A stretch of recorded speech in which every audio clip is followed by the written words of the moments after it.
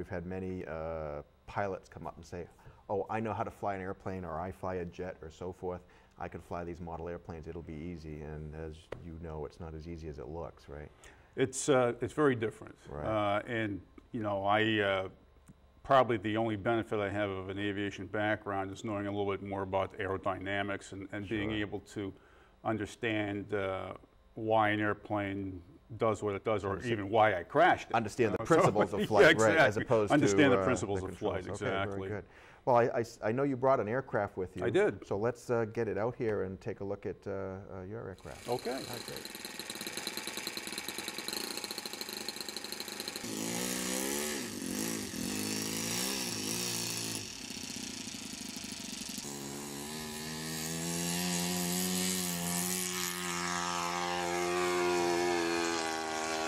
Yeah, I'll get a nice shot of it.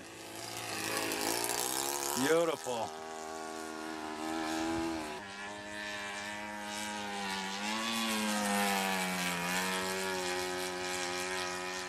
Don, you brought one of your planes here. This is, tell us about your plane. Well, this is an example of scale rail control modeling. This is a AT-6 that was used during and prior to the Second World War for pilot training, one of the primary trainers.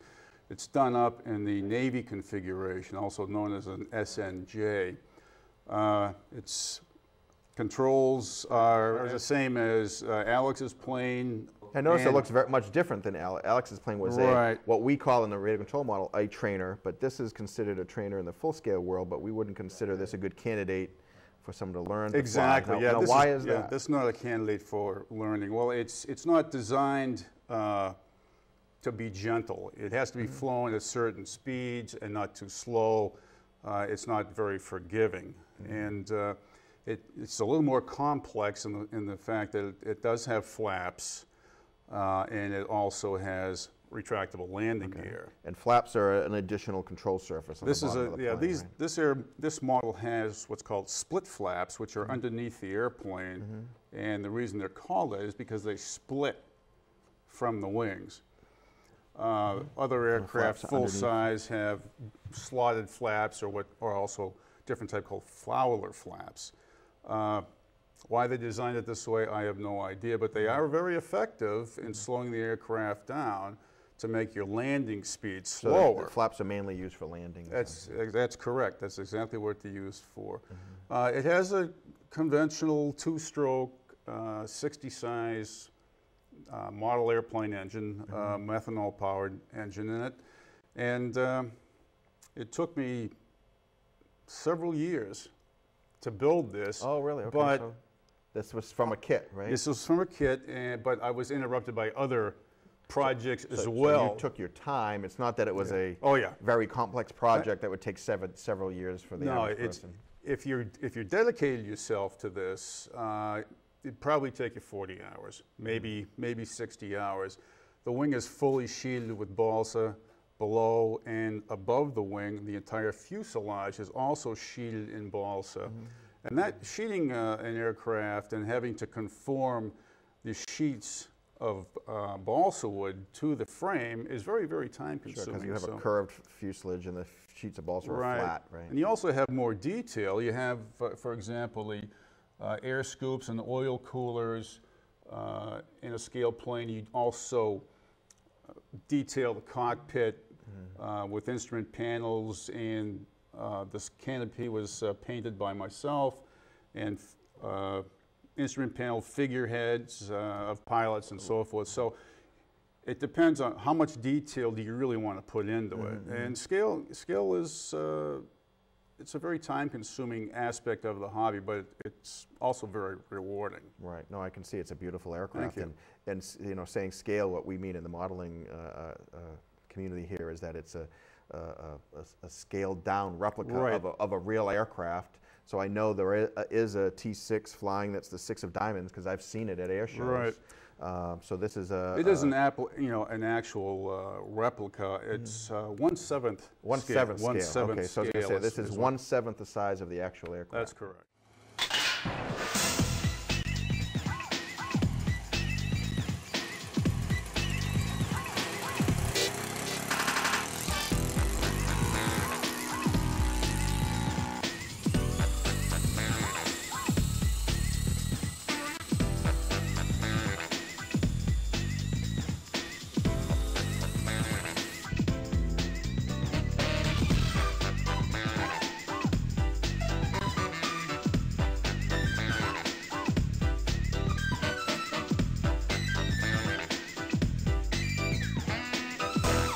have Bill Horton here. Hi, Bill. Welcome. Thanks. You've been how long have you been a member of the Flying Tigers? 4 or 5 years, something 4 or like 5 that. years. Okay. So tell us, how did you get started in radio control planes here? Well, I've been into model airplanes for ever since I was a kid, and I got away from it, and I wanted to learn to fly RC again, and I went out and did some searching on the internet and found the Flying Tigers and read all the literature on there, and they were focusing on the training aspect of RC, and I thought that was a great thing, and I went up to the field and talked to some people, got some recommendations, and there I am. And here you are. Okay. I learned to fly with the Tigers too, so they have a great program. So tell us a little bit more about yourself. What do you do for a living and so forth? Well, I own a hobby shop in Salem, New Hampshire. It's called Treasured Toys, And you sponsor our training program. yes, I do sponsor the training program. I was so impressed with the club and the training and the way it was handled. I said I have to give something back. I had tried several times in the past to teach myself with no success. All I did was destroy equipment. And Done that myself. so I said, hey, let me give something back for the training I got. So we appreciate that. So Bill, with his hobby shop, supplies us with a lot of equipment for the training program, our buddy boxes and other things. So that's very helpful to us. So I know all the students appreciate it also. So you learned to fly with the Tigers again, I guess. Yes. So how long did it take you to learn to fly? Do you remember? One season. One season. So Yeah. basically a summer. And Yeah, I started in midsummer, and before midsummer the next year, I was a proficient pilot. Okay. So we have some video of you flying, Bill. So can we show everybody gee. the video? Sure, why not? All right. Well, let's take a look at Bill's flying.